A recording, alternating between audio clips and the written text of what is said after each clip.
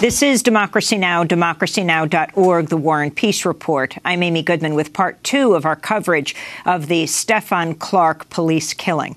In Sacramento, California, the family of Stephon Clark is holding his funeral today as protests continue against the police shooting that killed the unarmed African-American father of two in his grandmother's backyard.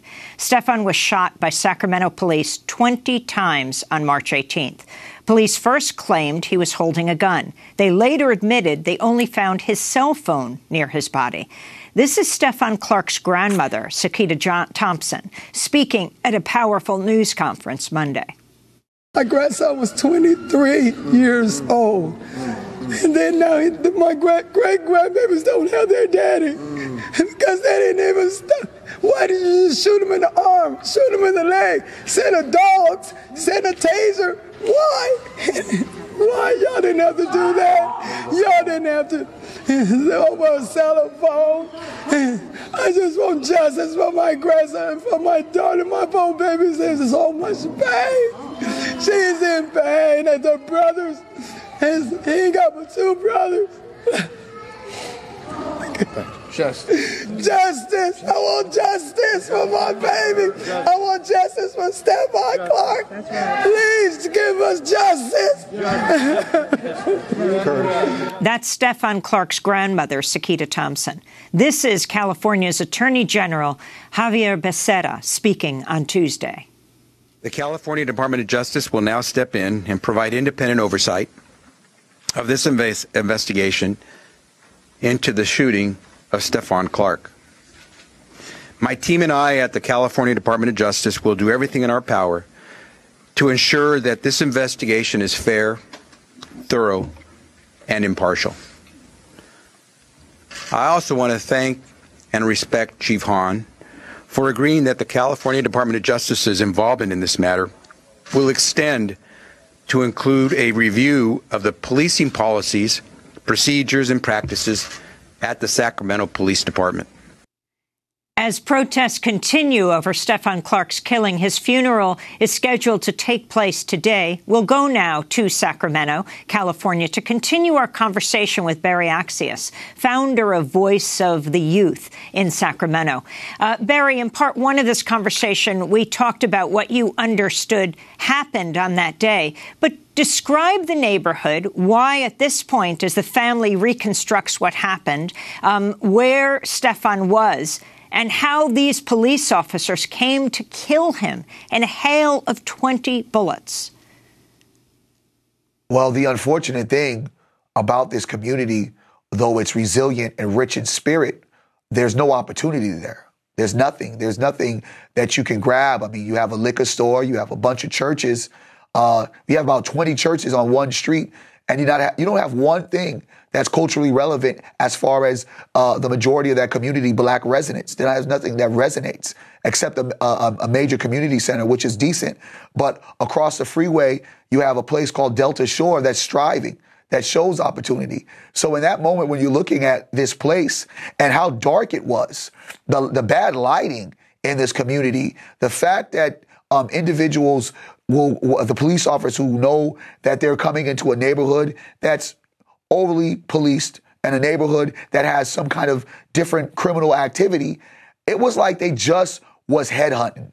And the fact that this young man was gunned down, and we still don't really know if he was this alleged suspect, we still don't really know what he allegedly did to be assassinated. It's just mind-boggling that this new police regime that a lot of us push for, the policies that we have kind of influenced for the city council to embark on this police so things like this wouldn't happen, it wasn't used. My thing is, why wasn't non-lethal weapons used at this point? Why didn't you guys clearly say that we were the police? There was no clear recognition of him for Stephon to recognize that this was the police. It was hands up, gun, gun. In a few seconds. I can't understand that. Right now, I'm going to show you something. I have a cell phone. I'm going to point this cell phone right at you. Does this look like a gun? And if you can answer that question logically, you tell me what the police saw really and what they didn't see. So it just comes for so many rooms of error. But again, the fact that they used excessive force when it was unnecessary, the fact that they didn't call backup, the fact that they didn't have the helicopter shine that bright light that a lot of us young black males who have ran from the police know, and the fact that they lied and made it seem like this young man was attacking them, it all just continues to paint this picture that's happened across the nation, how police conduct themselves when dealing with black males or black females in America. Barry, compare this to, for example, Nicholas Cruz, the mass shooter in Florida. Compare this to Dylan Storm Roof when he was caught, who gunned down the parishioners at the Mother Emanuel Church, and how he was dealt with. If that's a serious question, white privilege matters.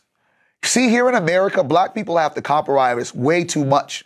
We have to compromise for the fact that if we had Skittles in our hand in Arizona, if we have a cell phone, if we're playing our music too loud, if we're having a toy gun in our hand, if we're walking around with a hoodie, we have to compromise. It's always the issue of, well, you should have did. Well, Stephon Clark shouldn't have ran. Stephon Clark was not running. He was walking to his grandparents' house. If he was running from the police, why would he stop at his grandparents' house to try to get inside? So understand that with black people living in America, all we have to do and all we've been doing is compromising. And every time we ask for justice, it's almost dead cries on dead ears. And when you look at these cases, you had a white male who killed 17 people. He walks out unblemished, in jail, and his privilege shows where now you have a national movement talking about gun violence. Well, here in Sacramento, we've been arguing, yelling from the sky about gun violence here. And until Stephon Clark died, now Sacramento and the world is listening to the cries of the people. I want to talk about the various levels of activism. On Sunday night at a game between the Boston Celtics and the Sacramento Kings, the NBA players wore shirts featuring Stephon Clark's name and the words, "Accountability, we are one." The players also pre-recorded a video that played on the Jumbotron inside the stadium ahead of tip-off. We will not shut up and dribble. This is bigger than basketball. Change can be uncomfortable. Change is necessary. We need to talk. We need to act. We matter. We must unite. Say his name, Stephon Clark. Stephon Clark. We must unite. Last week in Sacramento, hundreds of demonstrators chanted Black Lives Matter and shut down an interstate highway to demand justice for Stephon Clark. The protest delayed the start of the NBA game between the Sacramento Kings and the Atlanta Hawks, as only a fraction of ticket holders made it into the arena. Afterwards, team owner Vivek Ranadive spoke in solidarity with the protesters. We stand here before you, old, young, black, white, brown, and we are all united in our commitment.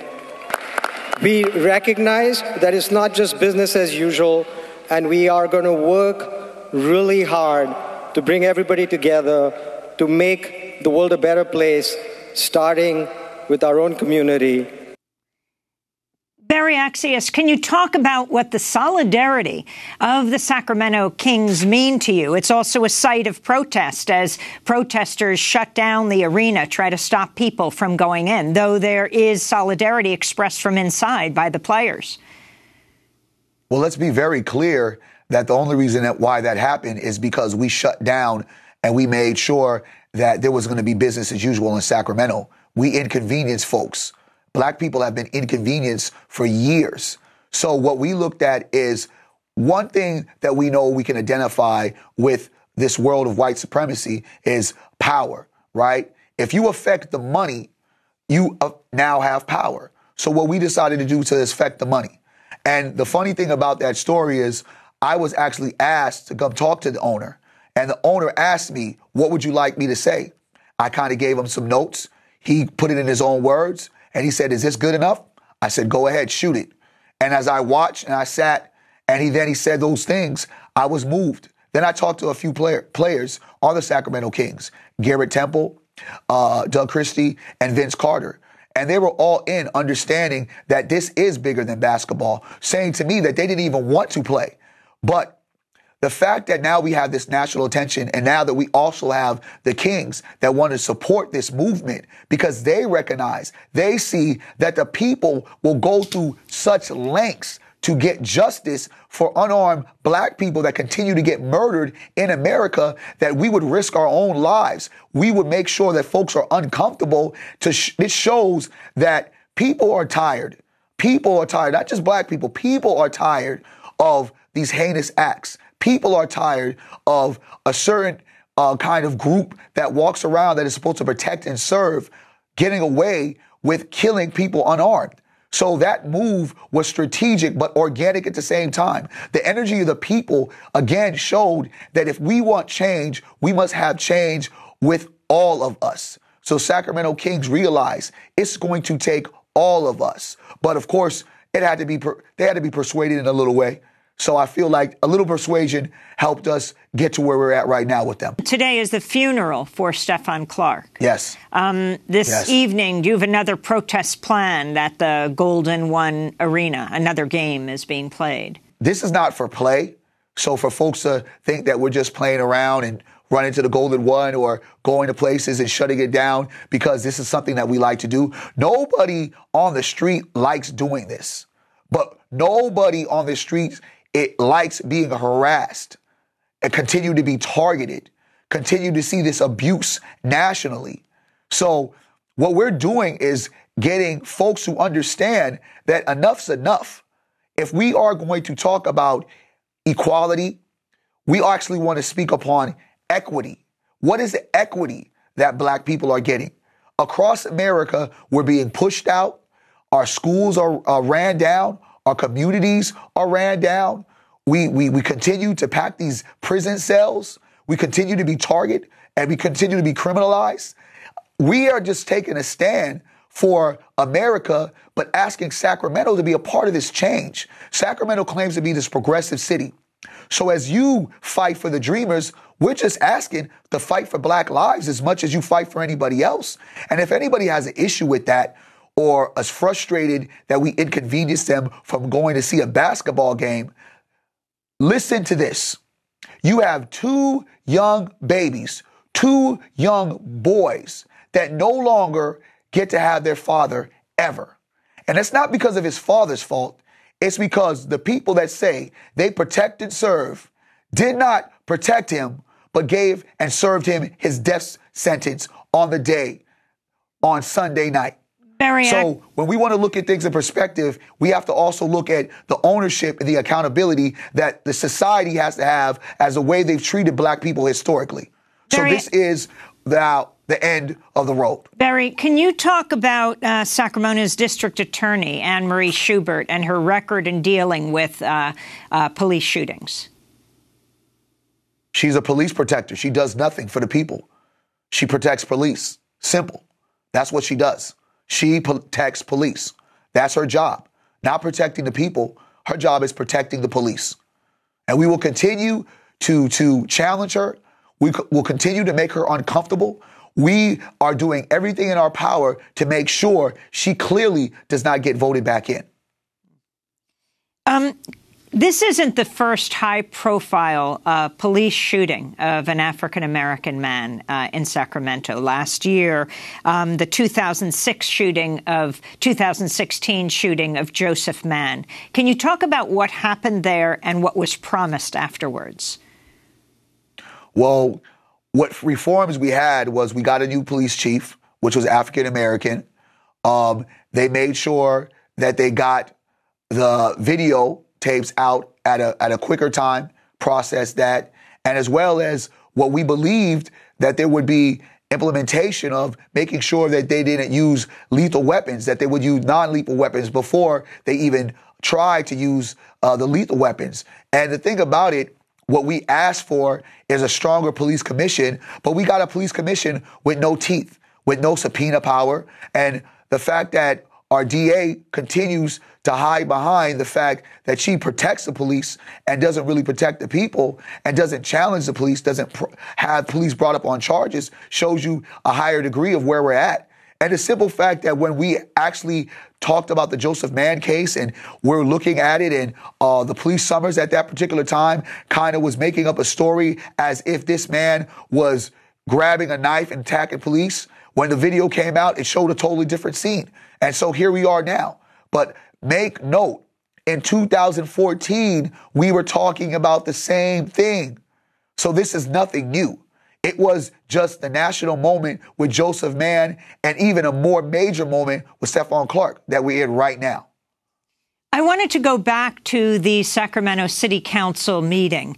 That moment as people were protesting, hundreds of people disrupting the Sacramento City Council, led by Stephon Clark's brother, Stevante Clark, who rushed into the council chamber and jumped onto the desk of Mayor Darrell Steinberg. Let's see. And it was very expensive. Stephon Clark! Stephon Clark! Stephon Clark! Stephon Clark! Stephon Clark! Stephon Clark! Stephon Clark! Stephon Clark! Stephon Clark! Stephon Clark! Stephon Clark! Stephon Clark! Stephon Clark! Can you talk, Barry Accius, about what happened there between the mayor and Stephon's mourning brother, Stevante? It's kind of misleading when you said he led us. We as a community, we are all leading this charge together. So it's not one individual or one organization leading this. I think it's a group, a coalition of folks. His energy, his frustration, his unapologetic way of expressing himself is naturally what a lot of us feel, right? This probably is the first time that he's ever probably came into the City Hall chambers or even met the mayor one-on-one. A lot of these folks that sit in these districts that ask for our vote don't even know who the people that they're actually serving, right? Who they're representing. So that energy and that frustration, that anger is just the sounds of people, right? This moment isn't because people decided to just wake up in the morning and to say, hey, we want to disrupt the City Hall. It's because of excessive force being used. It's because police terror is happening in our city. It's because of police brutality. It's because of police murder. So we shouldn't even focus on the lens of what that young man did, but we should also look at why that young man did what he did. Why are we protesting? That's the bigger story. Why and the reason why we got to this point right now. Barry, can you talk about the coalition of people who are involved? We see the video of many women in the city council who are wearing T-shirts that say, I think they say, Build Black. Can you talk about all the different groups and the men and women who are involved in these protests? You yourself, the founder of Voice of the Youth. Build Black is coming out of the ashes of this anti-blackness here in Sacramento. Build Black is a bunch of clergy, community organizers, community leaders, the citizens, and community folks that are tired and folks that are very influential in many different places, that we are now saying that the reason why these things continue to happen is this anti-blackness that's happening throughout America. And what we want to do, we want to be very intentional to make sure this never happens again by building our own, having our own. It's time for Black people to take ownership and accountability of having our own stuff, building our own Black power infrastructure. So this Build Black is unapologetically saying that we no longer are going to wait. We are no longer going to compromise. We are no longer wanting to be a part of this white supremacist system. We are going to build within. And to be honest with you, the fact that our ancestors put 400 plus years of work here in America, we are due that process. This is our reparations, and we're coming for that right now as we build Black together. Well, Barry Accius, I want to thank you for being with us, founder of Voice of the Youth, a Sacramento community activist. We will continue to cover the response. Let me ask you one other question.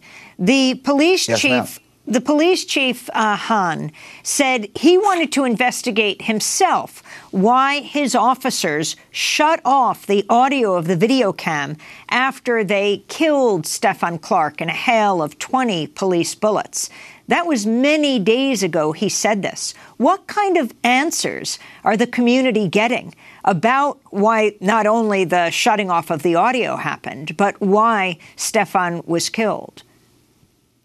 I mean, right now, everything is a focus on the protesters, and that has to stop. I think folks are kind of moving away from what the real situation is, and that is we have a lot of questions that haven't been answered. So, excuse me, the process of them investigating, hopefully we'll find out more. But until then, we will be louder. We will be louder, and we'll speak up against this injustice. Because it is in a timely manner when we ask for transparency, and the moment that we feel like we're getting transparency, here goes cameras, body cameras that the community forced the police to have to show us what's going on. They turn mute. So there's a lot of questions that the community has, and we don't believe, actually, we know that these questions haven't been getting answered sufficiently. Barry Accius, founder of the Voice of the Youth and a Sacramento community activist. Thanks so much for joining us. To see part one of our conversation, go to democracynow.org. I'm Amy Goodman. Thanks for joining us.